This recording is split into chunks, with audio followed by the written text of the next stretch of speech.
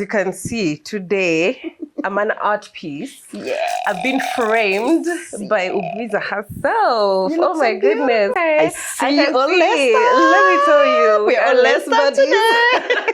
When it comes to clothes, Yeah. I am really like rebellious. Yeah. I don't think there is a cloth that I don't need that doesn't have a slit. Okay. It's not there. Right. Do you understand? Right. Even pants, everything. Yes. I have to cut. I think COVID was one of my highest selling peak moments in my fashion Really? career. Yeah. Do you have an unpopular fashion opinion?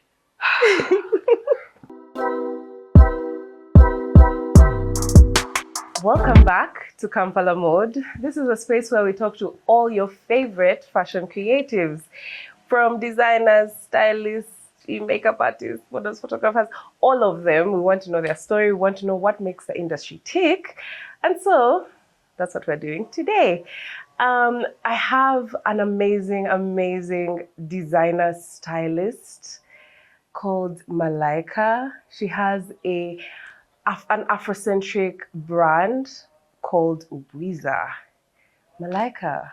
Hi. Thank you for making the time. It's a blessing for me to be here. Yeah. For people who may not know who you are, could you introduce yourself?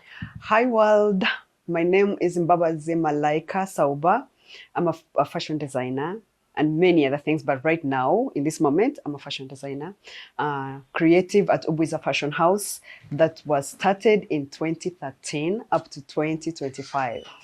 Yeah. Wow, what a journey. I know. And guys, as you can see, today, I'm an art piece. Yeah. I've been framed by Ubwiza herself. Oh my goodness. Thank you for this. It's so bright and so just like a burst of color.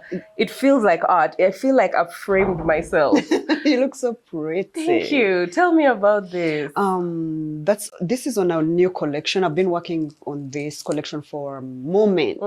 And it is beautiful for me. I feel like this is a representation of who we are as Black women and as fashion icons. I feel like we need pieces in our lives that are conversation starters. Oh yeah. Do you understand? Like now you were just like, tell me about this. Yeah. So I feel like this is what we need. Looking at you right now, I thank God that this is here and I could get a revelation to create something as beautiful because I really truly see like it's a reflection of who you are. It's an original like you. It's a masterpiece like you. Oh my God. It is so special and so colorful. Yeah. So I feel like this collection speaks confidence to us, speaks masterpiece of who we are, one of a kind, because I can promise you, you can move around this universe and you're going to find one like you. You're never going to find like someone like you, and you're never going to find someone like something like this. So, and I like that you said confidence because I don't think you can be small wearing this. Never. Because first of all, you carry yourself differently to the world. Yeah. Do you understand me? Yeah. So yeah, that's and then the cowrie shells. The cowrie shells are a very big part of our history as Africans, as Ugandans, because you know this was our money. A long time ago, these cowrie shells, we used to use them as money. So it speaks to me, it's abundance. It speaks wealth. Like thank you, babe. It speaks wealth, it speaks blessings, it speaks favor. You know, even now, the cowrie shell is still a very important part of our, of our culture as Africans. It speaks fertility, it speaks feminism, it's endless. So I feel like it's something that we can tap into and still never even get to the bottom of it. We are just on the surface. So it's such a blessing that all these are available for us to use. Over time, I feel like there's been a negative perception attached to cowrie shells. Like some people may connect it towards like the darker arts or like witchcraft or something like that. What do you think though? What I think about that is like everything else in our culture as Africans. For example, we used to heal, we can heal. There's medicine that we use traditionally to heal. Do you know that? There's medicine that we before all this like Western medicine came, we used to have our own real medicine, like our parents used to grow behind our houses or in our plantations to be healed. But all that was redeemed wicked, like, you cannot do that. It cannot heal you. You can't overdose. So I feel like it's like any other thing as that is like Afrocentric or something. So when I hear such comments, I really give it grace, knowing that everyone is entitled to their point of view, and people have different histories, have had. So I'm usually graceful when it comes to that, but it doesn't affect my understanding of it. Yeah. Okay. I do like the abundance and the wealth perception of it as well. It truly is. Even when you do your research, you will see it. And the witchcraft part and all those things do exist in our culture, in our African culture. Those traditional healers have been here and they will still be here. We don't have to be hateful, or I feel like that's lack of understanding. When you say witchcraft, no, those things have been here before us and they will still be here. So I feel like we should not come from a space of fear with anything, or like attacking. I feel like we should always first understand and do our research, then we can have our own understanding too. There's an element of your brand that just pours out every time I see it, every time I see a creation of yours. It screams to me divine feminine. Yes.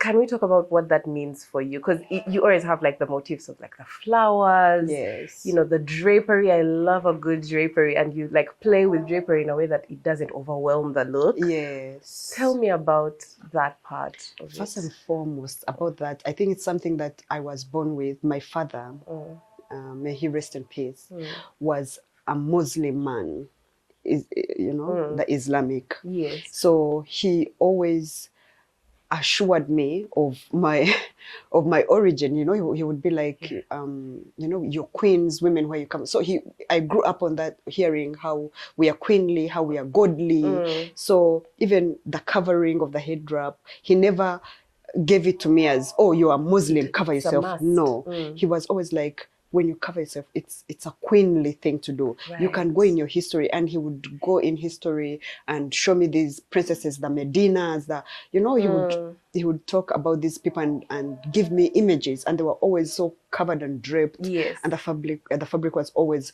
flowing.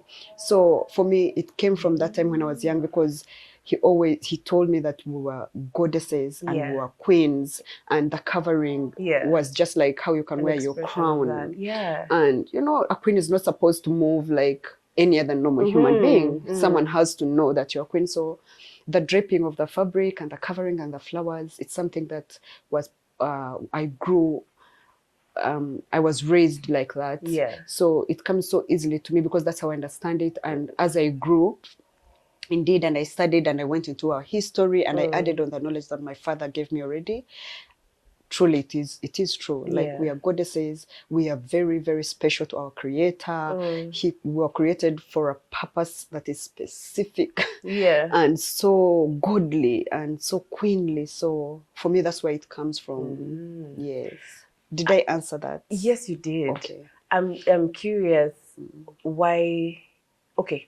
Should women, embrace that part of their divine feminine? Because I ask that because I think in the world that we live in today, everyone is like just trying to fight to have, their place in the world, have their cake. And so sometimes as a woman, you find, the world was made for men. So you find yourself trying to be like them, act like them, talk like them, in order to get where you want to go. Why do you think women should have that part of them, or embrace the part of them that is the feminine, the divine feminine? The divine feminine. It's not bad to want to be like men. And no, this is not a man's world. This is definitely our worldly. The men are just here because we need them to be. They also have their part, but I don't believe it's their world. I really believe this is a woman's world. Okay. Because when you go back to originally why you were made a woman, I don't know. I feel like the world will not be here if we were not here. I feel like it's okay to want to be like the men. They are very beautiful human beings. I really love men, especially starting from my father. My father was such a wonderful man. Like, so he gave me a very good foundation for men. You know, in Kampala here, we'd be like, men are bad people. You know, men, but I love men. And I've had very beautiful experiences with men as a species. So I have nothing, you know, against them. Yeah. But I feel, however, I feel like we should also have something to learn from them. Right. They're very godly. In fact, when I think of our Creator, I think of God as a man. Okay. Do you understand? Okay. Like, he's very authoritative. Like, I feel like he's a father. However, not to dwell on the men so much. You asked me about why I think women should stay in their femininity. Can you imagine Lane being anything else? Can you imagine not being soft? Can you imagine not being provided for? Can you imagine not being protected? I can't imagine. And all my life, I believe in that. And I live like that. I should be protected. I should be provided because I'm a woman. Because, you know, I'm a goddess. I give life to everything, to every situation. I was created to be loved, to be protected, to be provided. So for me, I don't know. I'm not with those women who be like, oh, no, my place is already here. I don't have to fight for anything. So I believe that we should walk in our power. Our power is enough on its own. Yes. What do you wear when you want to feel powerful? when you need that extra boost? My head wrap. Babe, I'm not lying. And I've seen you throw a good head wrap, like a good When I have my head wrap on, I don't know. Yeah, you can't tell me anything. I feel so powerful because then I have my crown on, and I know if you don't know that I'm a queen, then you're gonna know. Right. You're gonna know. You're gonna know. So when I want context clues, you'll feel it. Yes, but then I also love some lace. Okay, I can see. Let me tell you, we are lace buddies. And this wasn't planned. I know. Can you imagine? Just aligned. Yeah. So when I want to feel powerful and sexy and beautiful, I throw on some lace. Lace is my thing. Okay. You know. Yeah. Lace is more like. So when I want to feel powerful, that's all. That's what I do. My head wrap is on.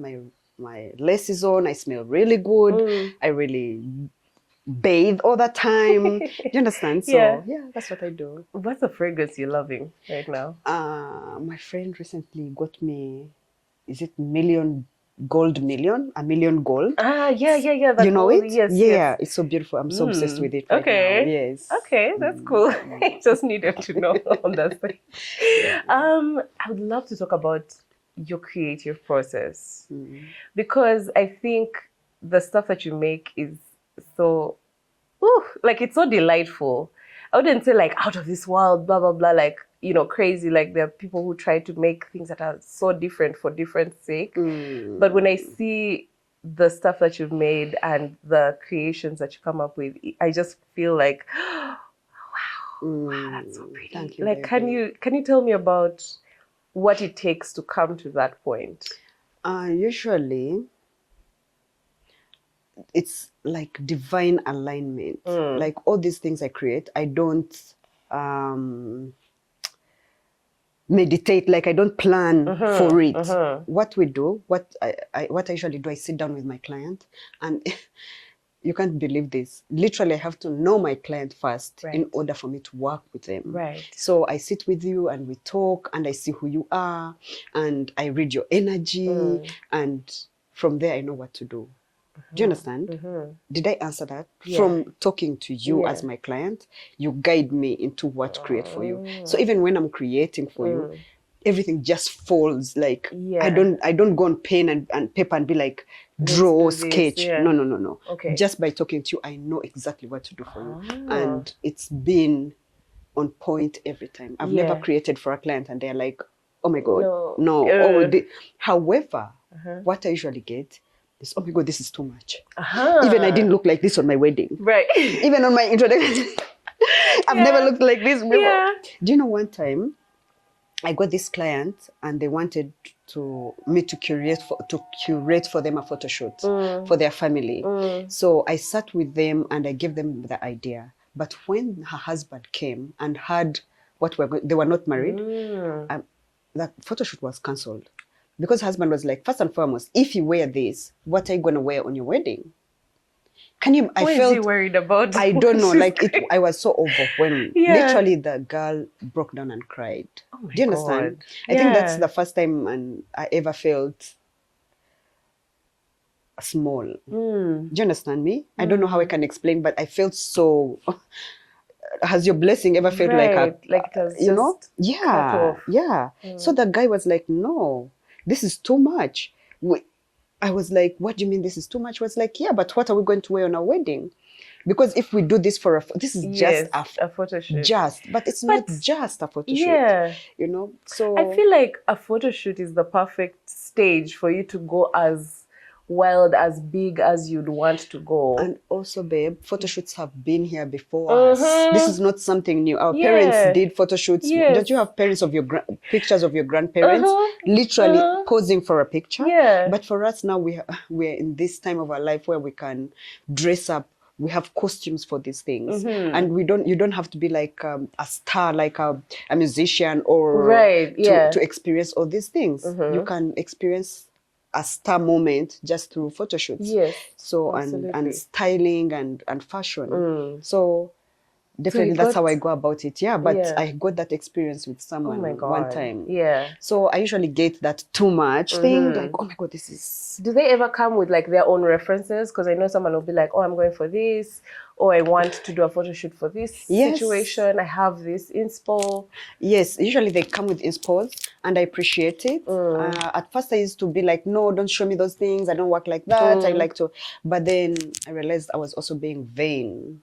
It's not supposed to work like that. Like all of us can always use some inspiration in life. So some of them come with inspo, but really I have never created something that they've showed me. No, I can see the colors. I see. Also, it teaches me. Yes, I see that. I see where they're coming from and what they need me to do. So from there, I'm inspired to create. Yeah. Yes. Okay. Yes.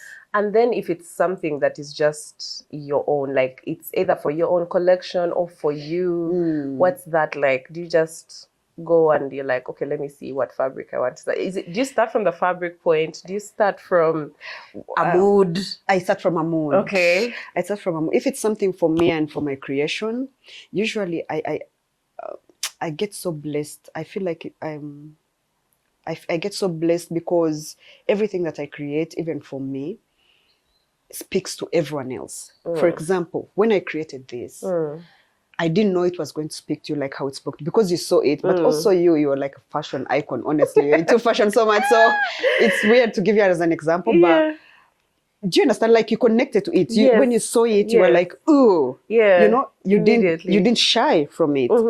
So what usually I get that divine alignment that helps me to create whatever I want to create for myself, and it speaks to everyone else. And even when I'm creating for other people, like we align, like everything just I have to call it divine, right? Just everything just aligns.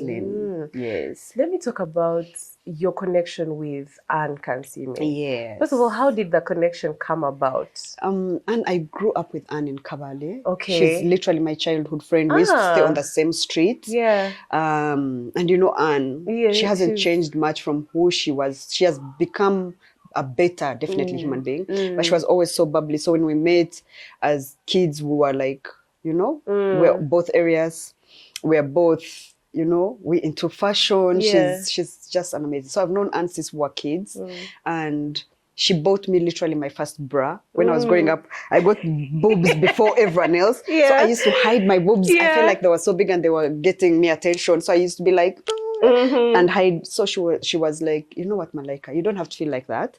Let's go and I get you a bra or a boob tube that will help you, you know, to feel better. So. And I've known Anne since we're kids. She is the most amazing human being. Yes, yes. So working with her, what's that like? Because I know she's very very colorful personality. Yes. So how does that go into? When we were growing up, Anne was like a tomboy. Okay. I think everyone who studied with Anne can tell you this. She was really like a tomboy. Even now, you see, she's grown and she's a woman, but she still has a tomboy energy. So she was always like wearing like a boy and into, you know, not like a girl. She was never, but I was a girl. So when I would wear something, she would be like, "Oh, that's nice," but I could never. "Oh, that's nice." So we grew up like that. So when I went into fashion and she was doing what she was doing, she felt now she needed, you know, she had use for me. She would even come. She was like, "Ah, Malaika, for the first time in your life, you're useful to me. Come." So she really liked my bright and brave style. Yes. So with time, as she grew into a woman, so she would borrow ideas here and there, would force her into things. Yeah. But now I feel like she has grown into her authentic self. Now she's more bold. You see her. Yes. She's a fashion icon. Yeah. She's into fashion Right. more than even I feel like I am. So congratulations on the previous, like the roast. The looks, honey. First, tell me about it. Congratulations to Anne. She did such an amazing. Yeah. She's so amazing. She's so powerful, and I feel like she's fulfilling her destiny. Like she's a vessel, God's vessel. So I feel like she's really fulfilling her destiny. She's bringing people together. She's doing all these great things. To put the looks, I tell you, Lynn, it's so much fun because she's free. Like she's relaxed and she wears everything so beautifully. You can see her. So it's so easy. Uncomfortably. Like it's not like, no. Even I cannot dare, because even me as a human being, fashion is comfort. Right. Aren't you feeling comfortable? Right, very. So for me, fashion is comfort. So even for her, fashion is comfort. So it was always so easy to curate things for her and put looks for her. Since I've also worked with her for a long time. So dressing her is, she likes the things I like. We are like the same person. Right. We are like the same person. She has the eyes like mine, like she sees something and she can visualize it and be like, "Oh, let's do it." So it was so easy. Like I styled her looks from the interviews she had to the last moment of what her was show. the conversation like? Was there like a direction? Was it like, "Oh, let's do this, can we have something," like what was the goal for the looks that you guys? The goal for the looks, I wanted, first and foremost, I wanted us to work with other people too, not just me as Ubwiza. I was like, can we bring some other people on board? Like we need fashion, we need another fashion designer. She was like, "Oh, that's amazing. Who should we work for?" I was like, Dina, because also Dina Vance, she's friends with Anne and I love her work too. And I was like, let's bring her on board. Let's work with Ziwa. Ziwa is very good with hair. I'm like, let's work with Ziwa. Let's Shilat. I love my Sheila. I worked with Shilat on an MTN Pulse. That's where I met Shilat. And from that moment, we've never looked. She met me and I met her and she was like, "Where have you been?" I was like, "Where have you been?" So I'm a big fan of Shilat. So I was like, let's bring Shilat on board. So that was the first thing we did. We created a team. But I was the head stylist for her project. You know, she brought me on and she was like, "I have so many things to do. So there are things I want you to handle that are yours." And that's how Anne is. And I feel like that's what has brought her the most success. She knows how to delegate. She knows who's good and trust. She knows who's good and who's not. You know, she knows her people. So that was the first thing we did. We got a team together and we sat down and I would be like, "Let's do this. This is what I see." And everything I would be like, everyone would be like, "Oh, that's perfect." That's, so that was the first thing we did, to get a team together. And then from there, everything was so did easy. She have to like every single element, like with the hair or how this was supposed to be? Mostly, yes. Because like I've told you, why she put me in the position she put me is because I know her. Do you understand? Like I would not waste her time. Gotcha. No. So she didn't even have a moment to be like, no. She never. She would be like, perfect. From the hair side of the hair, I was like, let's do this kind of hair. This is what I see. So the hair was perfect. Everything, the jewelry, it just came together. Everything, the shoes, everything. Truly, I would just say this would go with this. The hair would go with this. The jewelry. So everything was just. You've touched on something that I do want to talk about more. The team, the collaboration. I've seen you've collaborated with a few creatives that I personally am obsessed with. Yes. You mentioned Shilat, also Sununu. Yes. Effect. Oh, And then Clarette. I'm actually having her on, I think, next week. She's Excited. such an amazing girl. She's such a fashion icon. Yeah.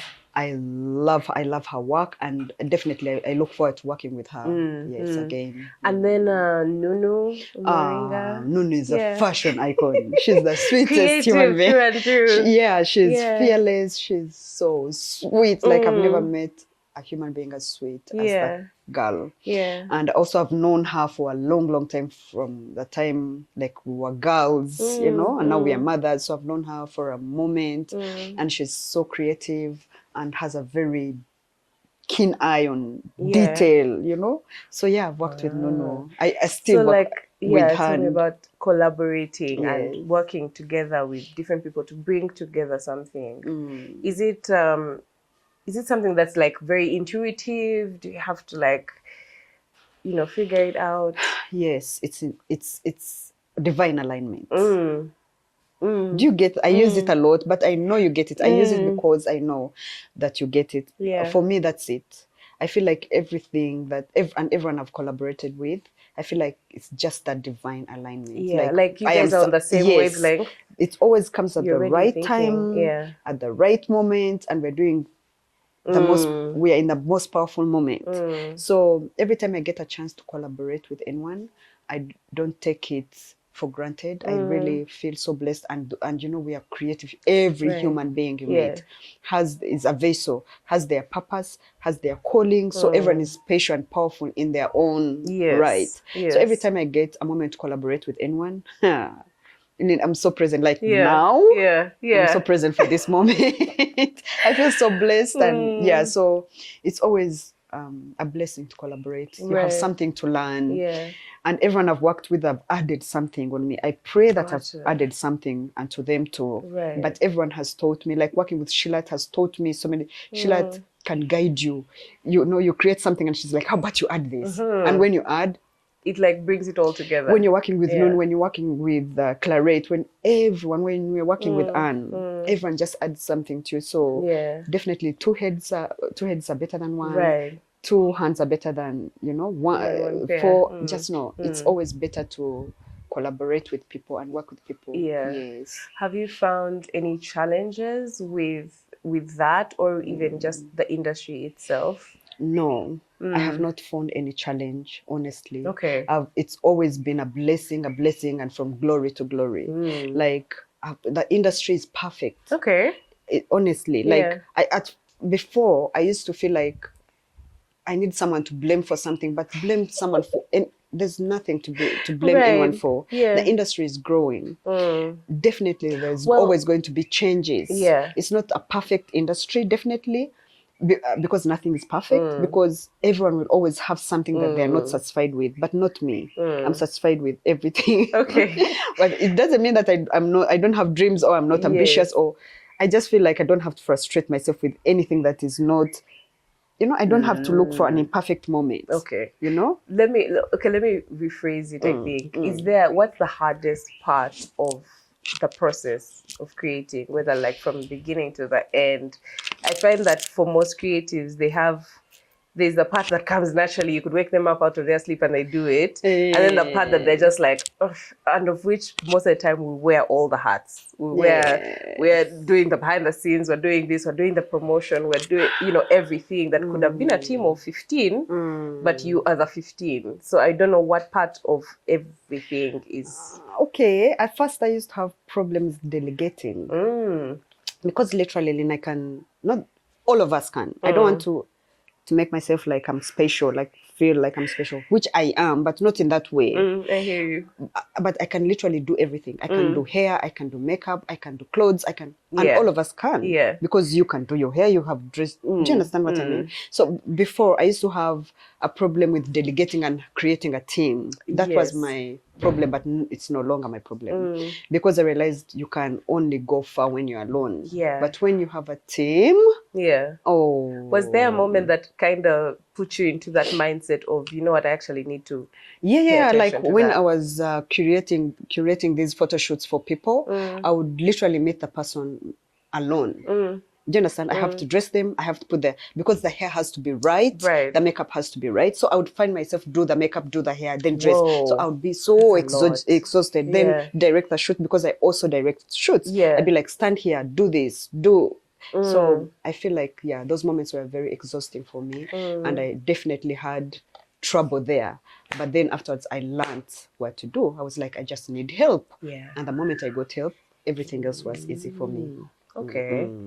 Has there ever been a moment where you were like, maybe this isn't for me, maybe I should try a different path? Has that ever come up for you? No. In your journey? No. Especially when it comes to fashion. Fashion comes so easily to me.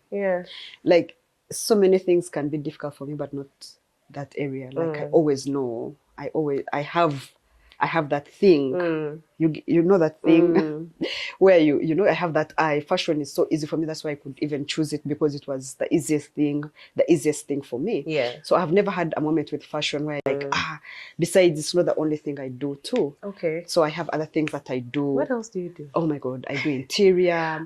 I'm into art. Okay. I do art and sell art. I have some small businesses that I run. So yeah, fashion is like my thing, like my calling. I know I was called to be into the fashion industry for sure. But I've never had those moments where I'm like, I feel so frustrated. Like I've even tried to leave it, because I reached a point where I could not find the time that it required to. When was that? Maybe like 5-6 years ago. Around COVID? Before or after? After COVID. Yeah. I think COVID was one of my highest selling peak moments in my fashion really? career. Yes. Okay. How? Yes. How? I got, I was in Kamocha. I had a store in Kamocha. So I got a connection where I was doing shirts for a very important, government person. So I would produce shirts for his people and him and his, so I was so busy during COVID. Yeah, that was lucky. I tell you, there are things that are beyond me. A lot of people, had to sit down and I know, be in the house but not think. For me. I was so busy during COVID. Yeah. So when that ended? Yeah, when that ended, I felt like I had so many things to do. I felt like maybe fashion, I could just put it aside for a moment and pursue. I was going back to school. So instead of had those moments. What were you doing? Oh, I was doing psychology. Oh, fun. Hello. Yes. Are you psychoanalyzing me now? Okay. Well, I understand. I'm in position to understand people more now. Yeah. And I'm more compassionate because of that course I did. Yeah, but fashion is my thing. Yeah, I can never leave it, and it can never leave me. Yes. So let's talk about choosing fashion. Let's go before Ubwiza. What was that moment when you were like, I think this is for me? That moment, I think I was in UTL. I used to work with a telecommunication company, Uganda Telecom, and I was in campus. I used to work while I studied. But what did you study in campus? I studied social sciences and majored in political science and sociology. Yes. Yeah. So when I would dress going to work, I was always so frustrated, because everyone would be like, "Oh my God, where did you get it? Oh my God, where did you get it?" Yeah. So I would be like, "Oh, I made it. I made it." They were like, "What? Make for me." So in that moment, I started making clothes for people. Okay. And I was they were your first killing clients. it. Yes. And I was killing it. So I was like, why don't I get someone while, so I figured it out, because then the orders were coming in, and it was true. I would wear what I would make. Like every time I want to wear something, I just have to make it. Because I'm not like a shopping person, like, let me go and know. Right. I usually think of something and I'm like, oh, let me tailor this. So that's where that journey started. I got space in my garage at home, like any other person. I've had people talking about their garage businesses. I put in some machines. I got some tailors to work with, because then I was going through school and work. So I was like, let me get someone to work with so that I have to handle. So that's where the journey started. Then from there, you know, I resigned. Then from there, I started my fashion house, and I've never looked back, truly. So in that moment, for me, that's when I knew fashion was my thing, because no one could leave me alone. I would wear something and everyone would be like, oh my God, oh my God, oh my God. So I decided. But I still feel like that's along the way. Because at that point you were already making clothes for yourself. Can we take it a little bit back? Okay, because you said, when did you choosing. Like to choose in that moment? But before, like, fashion has always been my thing from the time I was a child. Like I told you, I was brought up by a father who believed that, you know, we were princesses and queens.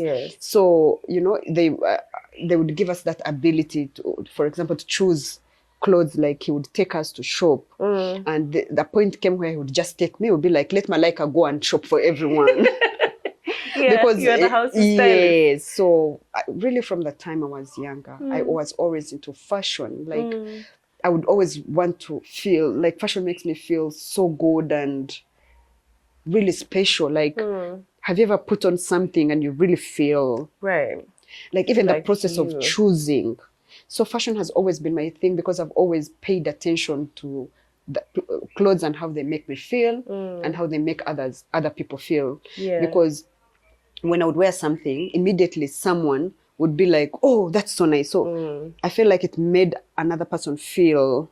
So fashion has always really been my calling. I cannot lie. I cannot even twist it in any other way. Like from the time I was a child, I was always so stylish, and clothes always. When did you start making your own clothes?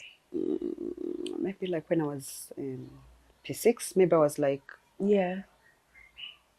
9 or 10. Because my mom had a machine. And my mother loved African prints. You know, kitenge. So she used to have kitenge and she would make clothes, and I was always so interested. My God, I would never leave her side. I would be like, okay, give me this one that had stayed. That have stayed from your clothes. So she would show me how to sit on a machine and make. So I have been making clothes for a long time. However, I can't say that I would sit on the machine and just make clothes all my life. I know how to make them now, but now it's hard for me to sit on a machine because there are so many people who can do that and who are willing to do it and who want to do it. So right now, I can't lie to you that I can sit on a machine for an hour and make a cloth. No. However, I have people that I work with. So from the time probably I was 9 or 10, I would make a cloth. Interesting. Yes, but to really start my fashion journey and make money out of it, that was when I was, you know, in UTL. In UTL, Were there any mentors on your journey? Were there any people who really shaped who you are as a designer? Let's talk about Shalamana. Okay. Do you remember Shalamana? The lady musician from Congo. Was he from Congo? Oh my God, my mom was obsessed with her. That's why. Lynn, as you can see, can you see my slits? Can you? Oh my God, I used to see that girl and I would be like, how dare you? You know, at that time when we were growing up, you know, slits were obscene. Someone would wear a slit just as small, and everyone would be like, the entire town is shut down. But that girl used to wear a slit up to her, you know, her upper thigh. So I am so obsessed. I don't think there is a cloth that I do need that doesn't have a slit.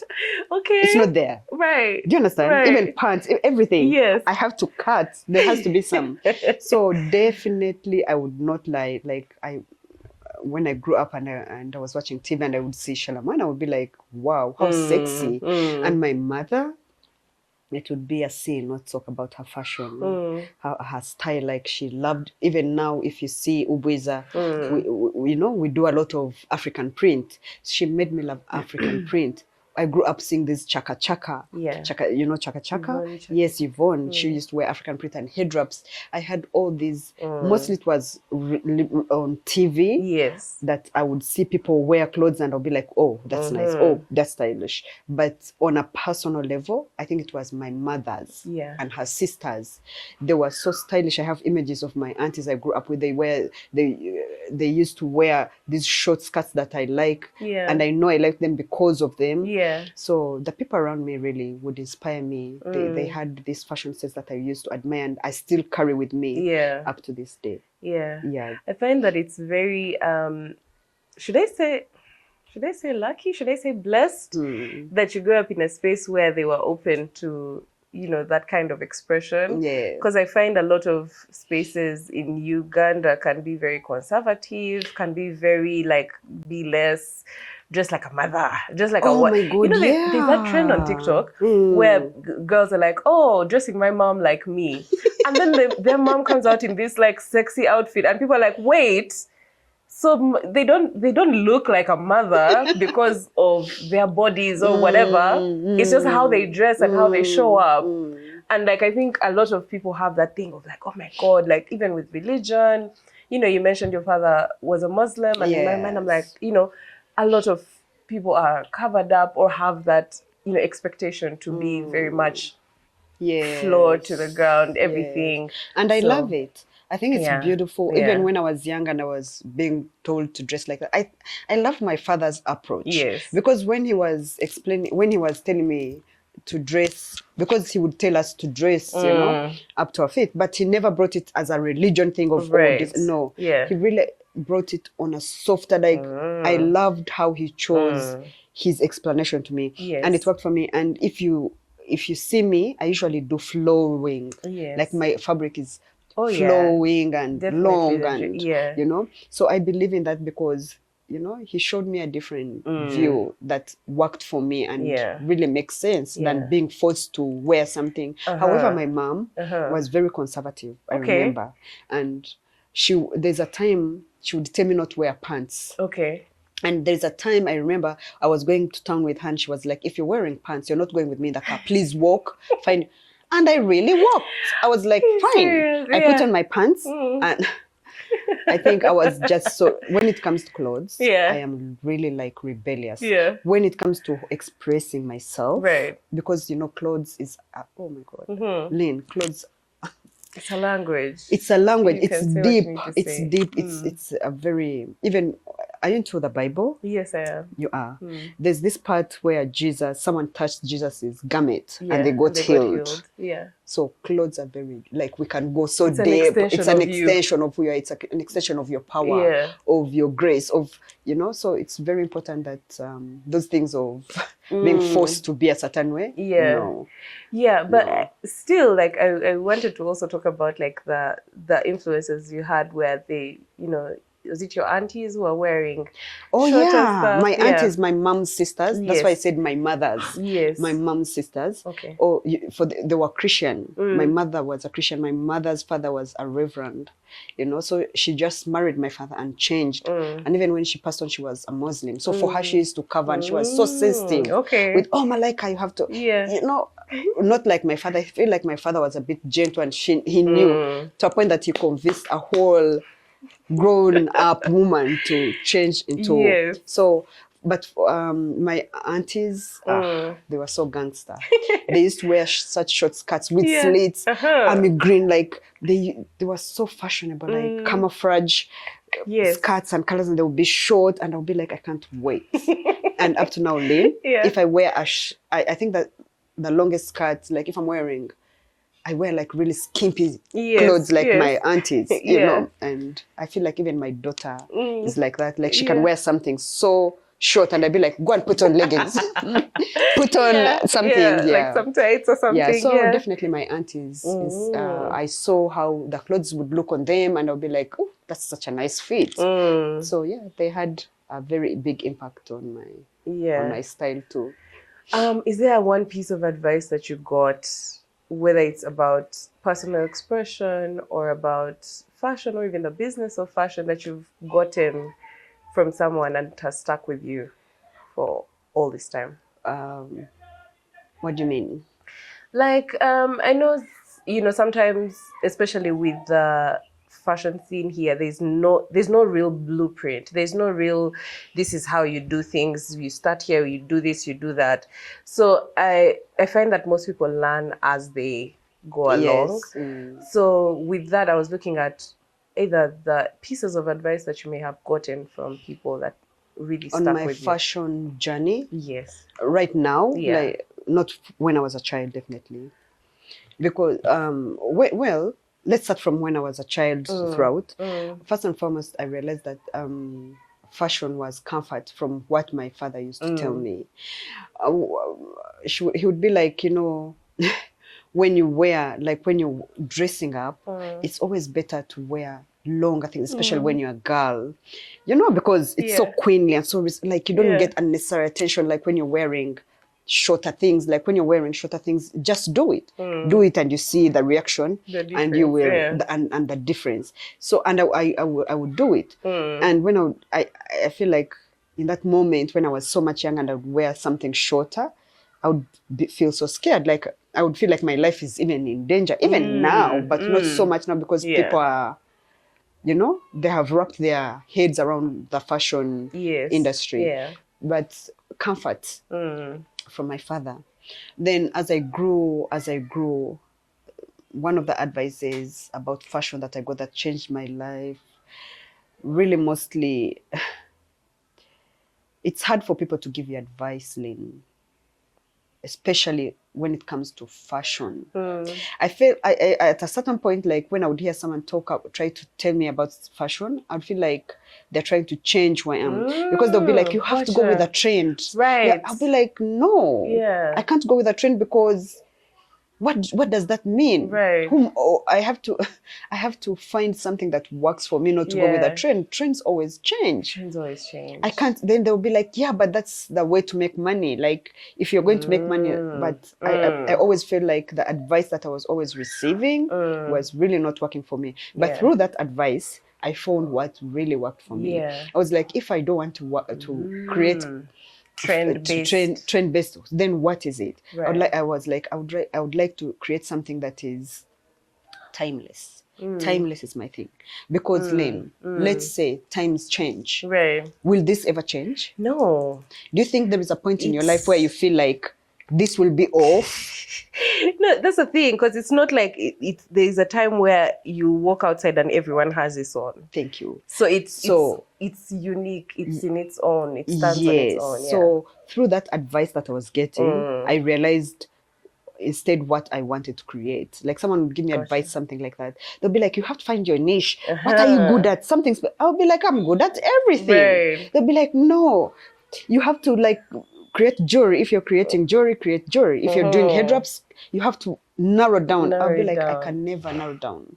So yes, I got advice, but I can't say that I took most of that advice. Instead, it led me to really find myself more. So that's what you'd call it advice, right? So people's advice really led me to who I am and what I wanted to create and what I wanted to offer. Yeah. Yes. Can we talk more about that aspect though of resisting the need to follow trends and do what everyone else thinks is profitable?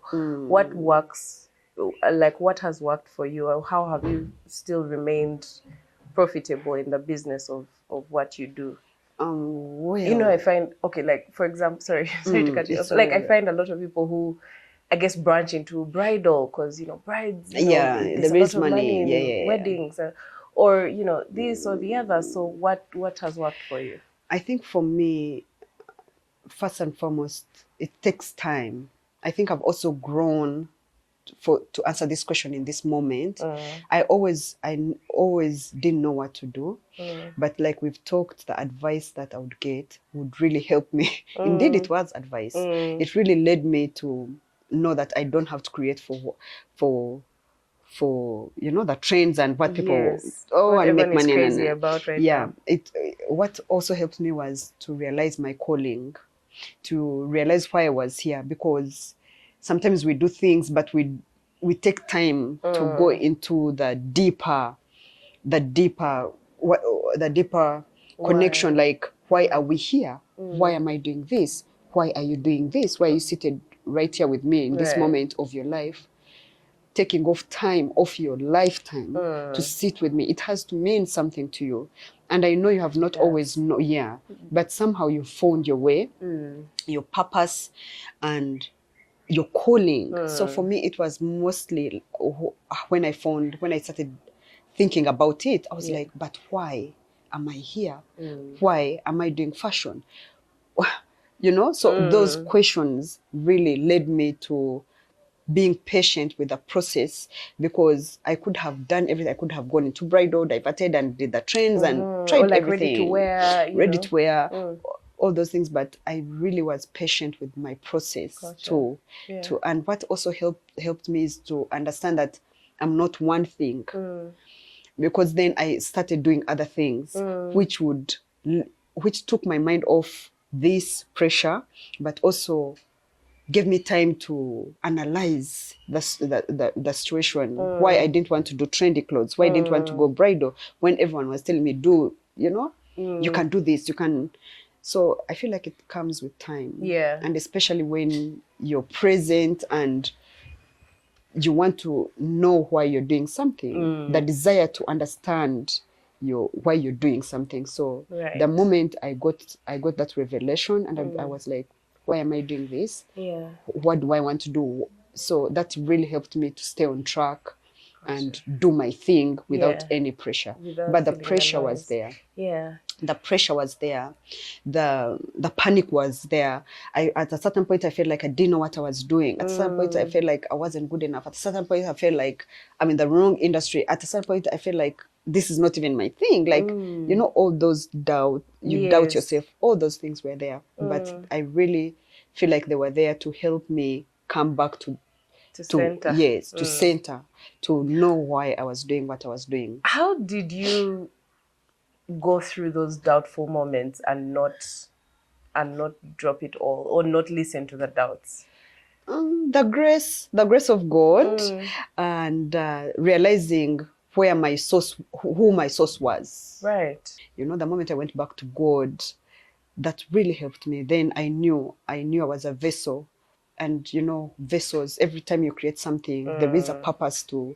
So I feel like my going back to my creator really rounded me, like really gave me purpose. That's why I can tell you divine assignment, divine alignment, divine. That's why I can use those words without fear or favor, because I know what I'm talking about. So I feel like that really helped me. Yeah.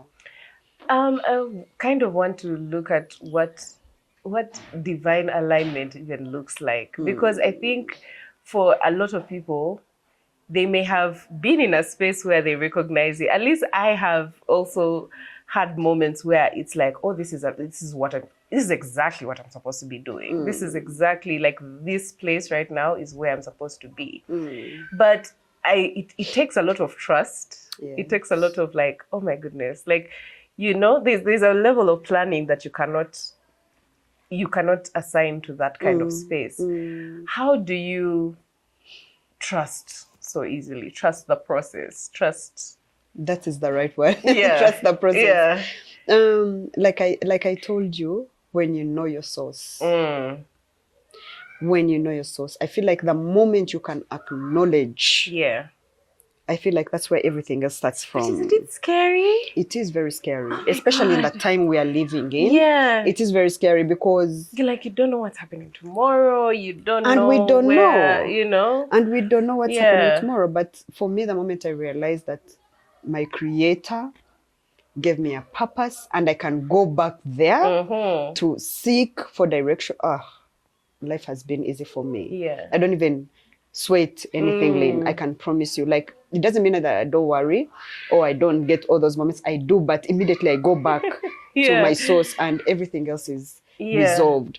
So, and you know, when I talk about God, you can't be one foot in like anything else in life. You have to be. So like people usually be like, oh, when you know what you do, when if you align your thoughts, that's it. I feel like when you know God, that's it. You know, it becomes easy. Then you can be like, oh, what should I do? Then everything just comes from there. I'll be like, I don't know what I'm going to create.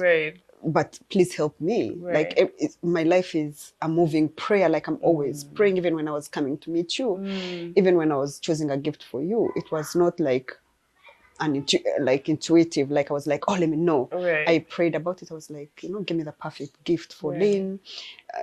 So yeah. I don't know. Did I answer you? Yes, So I feel like you the did. moment I went back to God, to my source, the person, to my source, to my creator, then everything else just falls into place for me. Yes. Okay. I guess because I'm asking this by the way very selfishly, because I kind of go between like trying to be overly strategic and seeing what which you know, is what very you beautiful, want for babe. You this, shouldn't this stop. time, and then also being in alignment, because I I have this very visceral thing whereby if I'm not where I'm supposed to be, and I just realize, I'm just like, bye. By the way, thanks for having me. Yeah, I'll be out. Yes. But like, when you're where you're supposed to be, blah blah blah. So like, I just wanted to know. Yes, for me everything is God. Like before I do anything, I get my answers. Like I know I was supposed to be here. I feel good. I don't know, like we mentioned the first time that we met, which was quite a while ago. In, I think, was it 2019? I think so. Yes, 2019, when for the plus size fashion show. Yes, I have never forgotten you. And we just had a moment. You said hello to me. Yeah. And then you were like, oh, I'm a big fan of Ubwiza. This is amazing work you're doing. We had a very brief conversation. But when I saw you on the runway, when you were strutting, I was for like, 5 minutes I was a model. I was a runway model. Oh, that's your world, babe. You are a runway model. Like, it's as if you were born for that moment. I saw you walk in my clothes, and I really felt so good about it. And from that moment, I've never forgotten you. Like, it's as if I saw you just yesterday. You had done this Afro, because we said we should do Afro because, it's African and we wanted to stay in our, so in our 90% of the area. I have like a humongous, me too. Me too. So, yes, I met you then, and, I could feel your energy. You are made definitely for greatness. So it's such a blessing that we are here and you're doing this, and it's going to go very far. Amen. Yes, babe. You're doing it's such a beautiful thing for us to have these platforms. For us to talk about our dreams and fashion, especially fashion. Fashion is such a big deal. It makes the world go round. I know you know. I know you know, without fashion. No one is naked.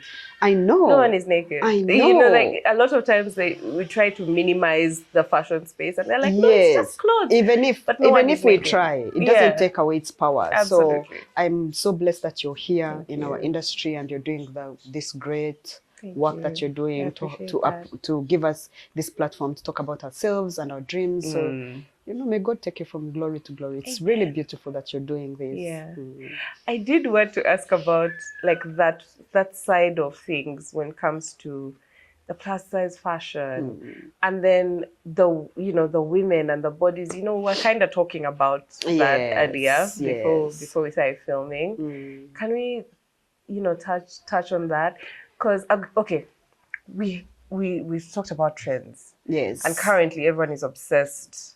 The Ozempic, the gymming, to the point of we're trying to fit into a very small mold. What can you say to that? Well, when it comes to bodies, first and foremost, let's go back to the source. What does the word of your creator say? That we are fearfully and wonderfully made, and we were made in the image of our creator. For me, first I walk into this power before I do anything. So, however, when I was so much younger, I didn't have all this information that I have now. I can imagine why everyone is trying to fit into anything and to their bodies, and it's a very sensitive topic. Like, you cannot have a specific solution or answer to it. But my prayer is that we can always know how very beautiful we are without trying to change ourselves. However, I am so grateful that we have also this power to change our bodies, to change who we are, and become who we want to be.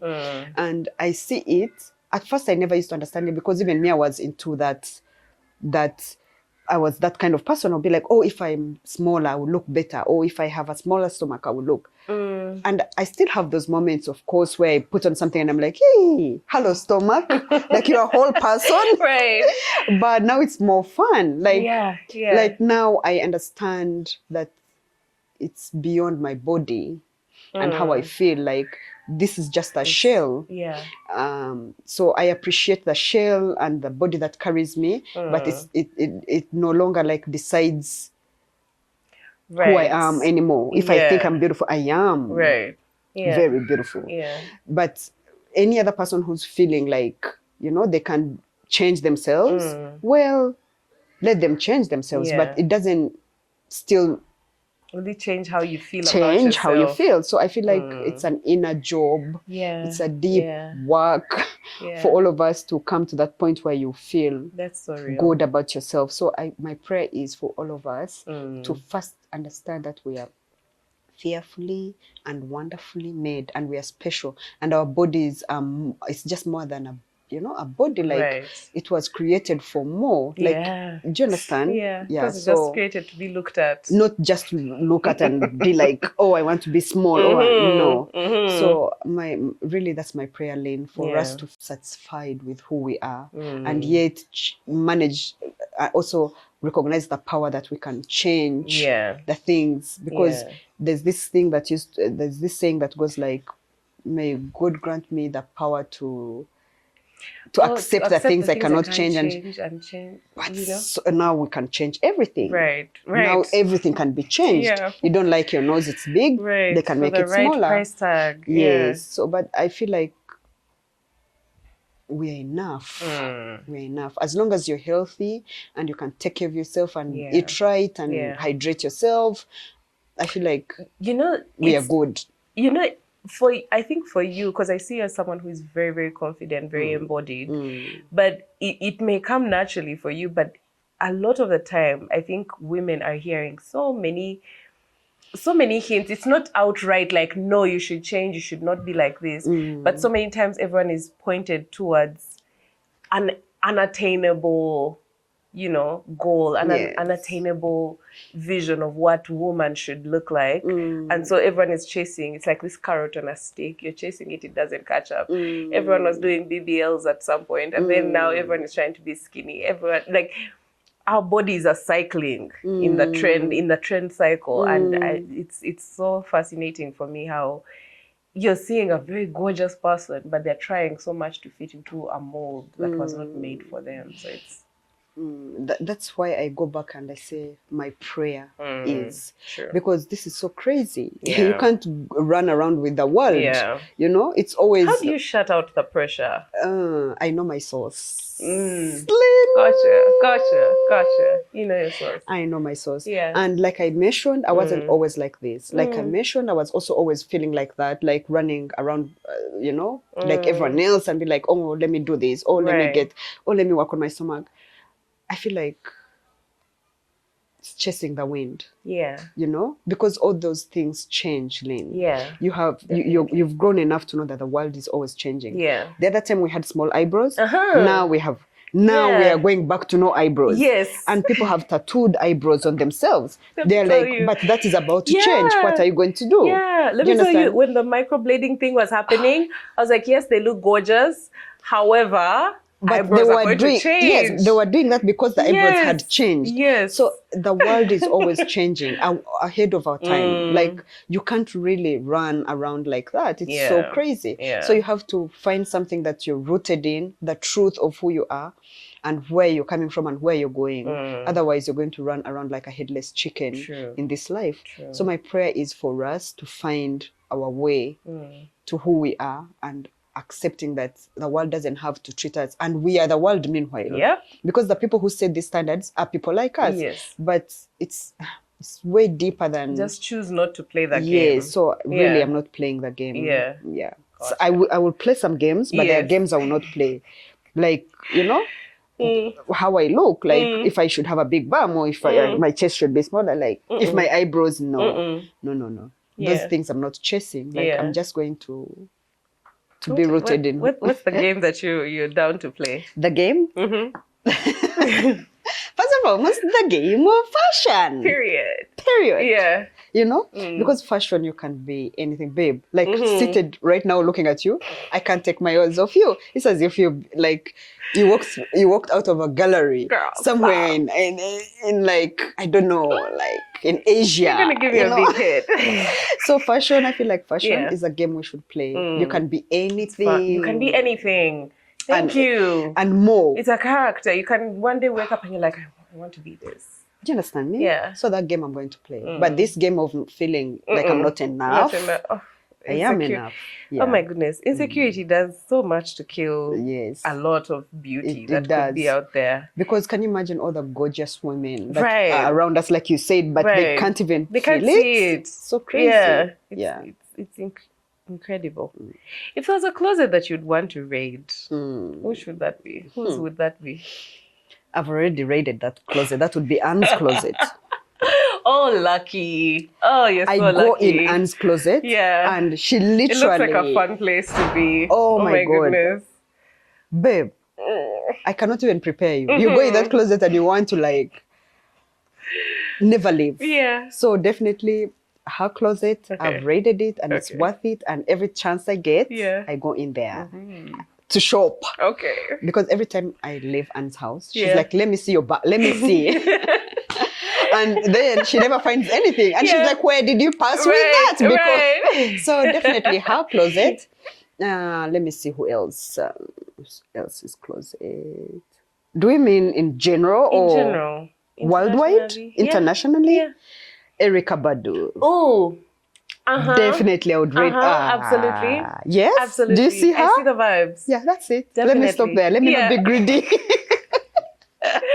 Oh yeah. Because it's accessories galore. It's the hats. It's the head wraps. Oh, she's such a bad girl. Oh, I love her. Yeah. Her style is incredible. Timeless. Do you understand? Original character. Is the word. Yeah, absolutely. Yeah. So definitely her too. And who would be your dream client to work on? My dream client, Cardi B. Cardi B, Why? Internationally, I would love to work with Cardi B because she has this big energy. She's open-minded. Right. She's fun. And definitely I would love to introduce her to African culture because, you know, she has African children. And so, and she's fun. I love her. I love her. I feel like if I got a chance, definitely I would definitely work with her. Yeah, in Uganda, who like I haven't dressed. I have dressed all my. Who that? GNL. Ooh, I can see it. Wait, do you know I've even been in his inbox? Yeah. I'm like, hello, Mr. Simbe. Like a GNL, answer your DM because. Do you understand? Yeah. I'm like, I'd love to, you know, style you. Yeah. I feel like, GNL definitely. Yeah, he has that very Afrocentric vibe. He looks very open. I feel like he hasn't like been touched by our Ugandan, like our authentic African. So I feel like I have dreams, like, and I'm a big fan of his music, and he has a very beautiful wife that I've seen. So I look at them and I'm like, if I could curate a shoot for these guys and style them, definitely, that should happen. That should happen. That would be so cool. Yeah. Is there one item in your closet that is most beloved? You would never give it away. It's just that, or it feels most you. I don't have an attachment to anything. No. Okay. I let go, and I'm also a giver. So I can't hold on to anything. Like even the thing that I love. I'm planning. Babe, even the thing that I love the most is what I always give away the most. Yeah. Oh, interesting. Yes, I always give away the thing that I love the most. So I'm not a holder, definitely. I'm a giver. Like I love to give and see someone really smile. And because I know how it feels when someone gives you something. So I'm into that. So I don't have anything that I hold onto into my closet. Okay. I believe in letting go and bringing more. Letting go and yes. Okay. Do you have an unpopular fashion opinion? First, give me an example. Maybe I might not understand. One that we have had a lot on this show is Crocs. They're not into Crocs. Like Crocs can go. Ew, to Crocs. Like, and I know that people. Comfy. Oh, come on, guys. I have my sister, my younger sister. She would wear like a tuxedo and put on Crocs. Are you serious? She's into Crocs, but I'm always so disgusting. Like Crocs. I feel like fashion is such a personal thing. Right.